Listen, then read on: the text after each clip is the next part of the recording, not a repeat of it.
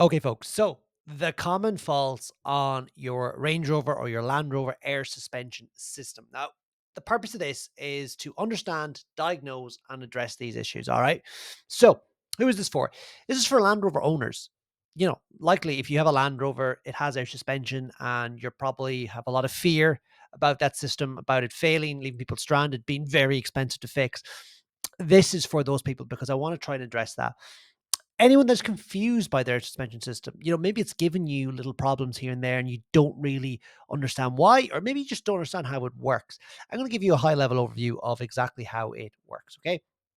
And again, someone who's experiencing difficulties with their suspension setup, okay, you have a problem, right? A lot of the problems we have on these systems are the same problems and they're common problems, and they're ones that can be usually easily enough rectified. Okay. Um, it's also for DIYers, like people that just want to know, like, what's going on with their system, about the car, how it works, or maybe just want to, improve it and repair it, right? So, an introduction to the system, okay? So, it is a huge part of your Range Rover and your Land Rover, right?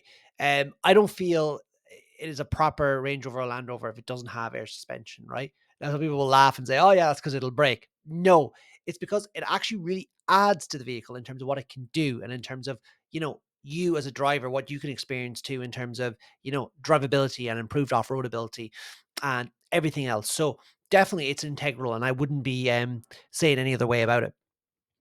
The benefits, like smoother ride quality. So air suspension is generally much more smoother than coils. It can adapt to varying loads and driving conditions. So have you ever seen a competing 4x4 vehicle towing a heavy load? The back end is usually sagging quite a bit. Okay. That never happens on Range Rovers, on Land Rovers, because the air suspension maintains the correct road height or ride level. But also, if you fill the back of it with, say, a lot of heavy tools, the air suspension system will again maintain the correct ride height. And apart from that, it will also therefore maintain its off-road ability, because if the back end was sagging, it just wouldn't be as good off-road, right? And again, offers adjustable height settings. Now, people might think, yeah, do you really need that? Okay, first of all, you want to lower it down. Someone older trying to get into the vehicle, that really helps. Trust me. You can lower the vehicle right down. Okay. If you want to go off road, you can raise it up. Brilliant. If the vehicle grounds out when off roading, it raises itself up automatically even higher again. Also, think about it. Maybe low level car park or something else that you can just actually just lower this vehicle. Um, that is it. Stock from the factory. You can do all those things. Now, I've seen people use like IID tools and other tools specifically for air suspension systems to maybe self level when they're camping or sleeping in the back. Yeah, that's nice to have. It can do that. But ultimately, these are the real major benefits. The biggest plus I find, or one of the biggest ones for me, is if you're loading a heavy trailer. You don't need a jack sometimes on the trailer. You can actually just lower down the jockey wheel, lower the suspension, and it just wiggles out.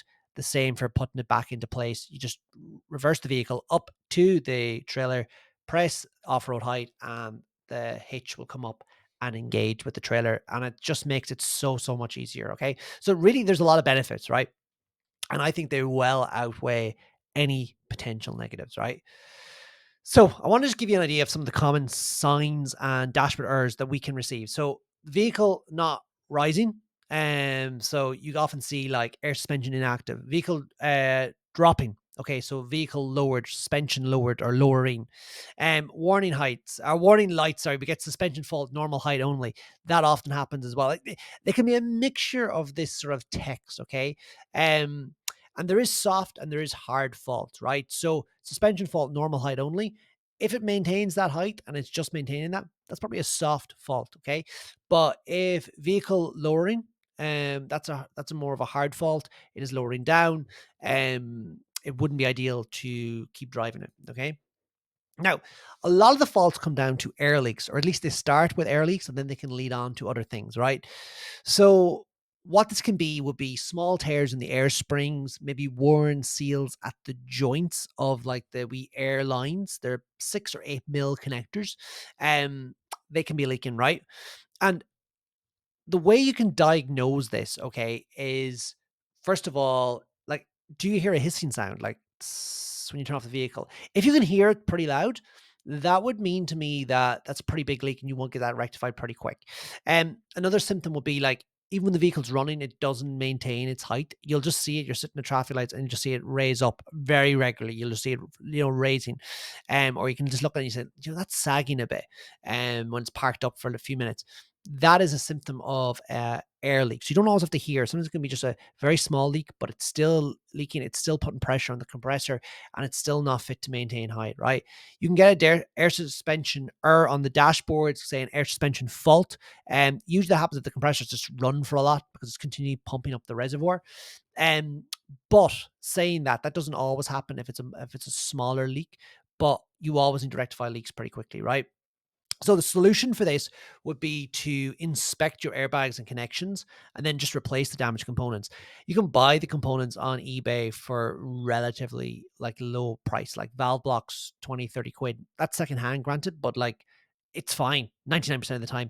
Airbags, again, there's some secondhand ones. I generally wouldn't go secondhand. I have once for a vehicle I bought, because I got like they had 10,000 miles on them and I got the 4 of them from a crash vehicle and they were perfect. But usually I would go brand new for that. I just recommend brand new airbags and I generally would replace them in pairs. So if you did one left front, I do the right front as well, because usually they go around the same time. But again, that's up to you, whatever you're comfortable with. But that's what I would recommend. All right. Now, a leak will generally lead into a compressor fault, right? So the compressor fault generally comes down to compressor wear, and that comes down from excessive use, right? It happens naturally anyway, right? But it does come down to excessive use, which often is because the vehicle is not maintaining correct air pressure. It's continuing dropping height. The compressors continue running to pump up the reservoir, to refill the air springs, the airbags, and then therefore it's just wearing a lot, right? You can also have moisture. So like in Discovery 3s and 4s, the compressor sometimes can get wet and get damaged that way.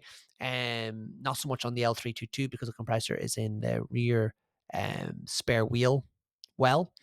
You can also have relay issues, although I've never had a relay issue, but you can. I wouldn't mind having that issue because it's only like £6 fix. But if it's a relay issue, I think the relay gets hot, if I recall. But I said that's not the most common issue, all right? So symptoms of compressor issues: noisy operations. You hear it running all the time, and then suspension not raising. So you go to raise for off-road height, and you don't hear a hiss, and it's just raising very slowly. Right. You will often see an error. Certainly on the L322, vehicle will lift when system cools. So did I spell that right? I did. I hope. So vehicle will lift when system cools. So that basically means the compressor is warm and it's switching off for a period of time until it restarts and then starts trying to lift again. But the reason the compressor is running too much is because there's obviously a leak or something there in the system, and therefore it has to run a lot. It gets hot, it's worn, so therefore can't pump the same pressure. It's not lifting the vehicle. You see where I'm going with this, right? Again, you might also see an air suspension fault or on the dash, right? So the solution for this is check compressor operation and relays, replace if faulty. You can also rebuild them. You can buy the kits online. They're, 20, 30 quid, I think, sterling. And definitely you can do that if you want. There's 2 different types. There's AMK and there's Hitachi compressors. And make sure you get the same one that your vehicle is already fitted with, unless you have an IID tool, in which case you will need to reflash the firmware for whichever one you swapped to. Okay. But if you do replace your compressor, make sure to fix the issues that were causing it to run excessively. So more than likely that would be a leak. Fix that. Otherwise, you'll have the same problem with your new compressor. Okay. So like consider why the compressor failed. Like, do you have a leak in one of your airlines or suspension bags? Okay.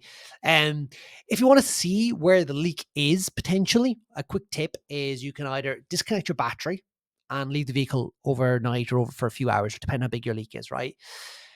Or disable the air suspension by removing the air suspension relay. So and the way you want to check that is just look at your relay diagram in your vehicle, take out the one for air suspension. It's generally a picture of a vehicle with an arrow underneath, and take that out and just switch the car on and check your air suspension lights. They want to all be out. If they're all out, that means suspension system, the ECU has been disabled. And that means it's not going to self-level. So what happens with your suspension is that if there's a leak, it'll self-level the car. It'll be always trying to level the car, and that will level it down. But by doing this, it's not able to do that. So battery out or relay out. and you will likely see one side drop where the other ones maintain height. That's ideally what we'd be looking for. That's where your problem is, okay? The airline's there or the airbag. So that will just point you in the right direction. Again, sometimes we can see faulty height sensors. Okay, these are the sensors that basically tell the car what height your spring is at, okay? They could be providing incorrect readings. So it could be a faulty reading full stop. And you can check this with your IID tool or other Land Rover diagnostic tools and just look at the height readings. And if one is way out compared to another and like all the bags are the same height, that one is faulty more than likely. And another problem could be that the vehicle is set on like a tight tolerance, which means that if it's outside that, it's going to err. So make sure it's set on normal tolerance, but it shouldn't change unless you've changed it. Um, you might need to recalibrate your suspension. I've seen that sometimes because just over years it might move slightly. So you might want to recalibrate it and see if that fix a problem. That happened with me once. It was going into error every now and again. I recalibrated it and I've never had a problem since. Okay. But height sensors are quite affordable to replace, about £10. And you can replace them and put them into your vehicle and you know, you'll have no problems. Now, you will, I think, have to calibrate it though when you do replace the height sensor because every height sensor is a little bit different. So just bear that in mind, okay? Um, Another symptom of this would be the vehicle sits too high or too low. Again, that's a calibration issue or a faulty height sensor issue because it's sending wrong data. And sometimes if you go to lower it, it could enter extended mode because it thinks it's grounded out.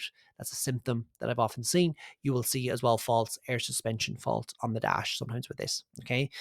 Solution, inspect and replace sensors, check the linkages on them. Sometimes they break, and make sure the wiring is okay on them. And yeah, that'll be fairly easy to diagnose and also treat.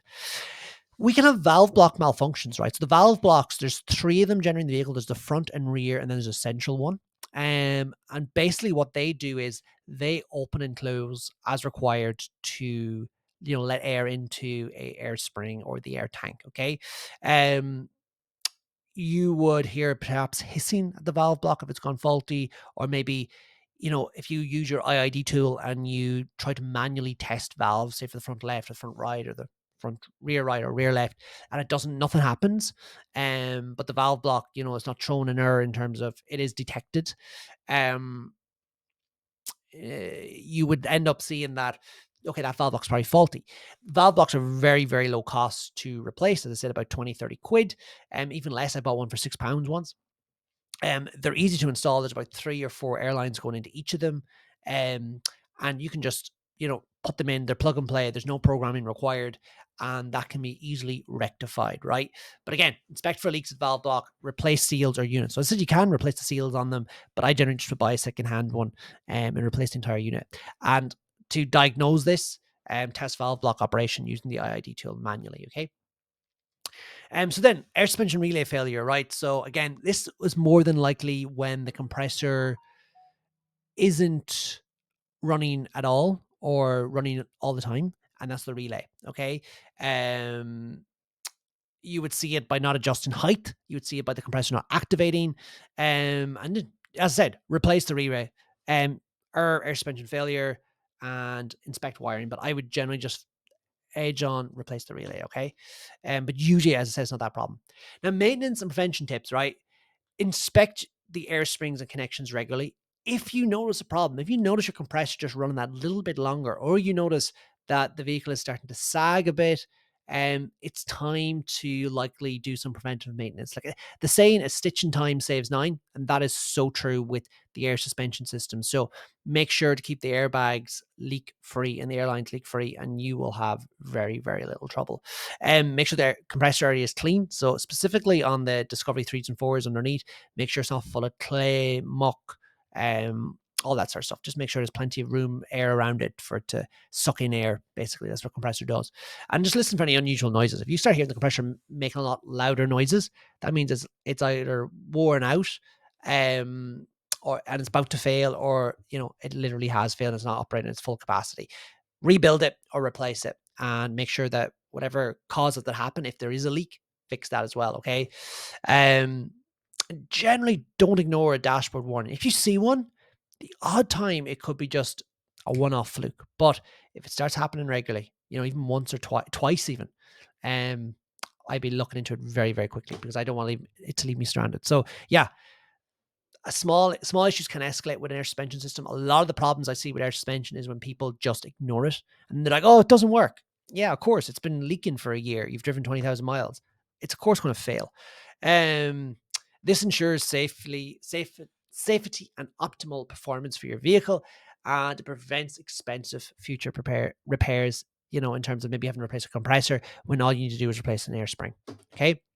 So the conclusion from this video: your Land Rover air suspension system is easy to maintain, and all it comprises of is height sensors, suspension ECU, which generally doesn't give a lot of bother. Did with me once, but that was I think my fault. Air tank, a compressor, air springs / bags. That's it. There's nothing more to it. It's as simple as that. And generally, most problems come down to leaks and then compressor failure. That's generally it. And you'd be honest with you, replacing an air spring or replacing a compressor, it's something you could do in 30, 35, 40 minutes on the side of the road. It's not replacing a traditional string or spring. It's much easier and not very hard to do. So, folks, if you enjoyed that video, I hope it was of help because there's a lot of misconceptions out there about air suspension on Land Rovers. I hope this was of help to you to give you confidence to say, you know what, I could fix this, and you know what, it's not as bad as I think it was. So yeah, if you enjoyed this video, please do subscribe. Let me know down in the comments what you liked about it, what you didn't like about it, and be back in touch very, very soon. Take care, folks.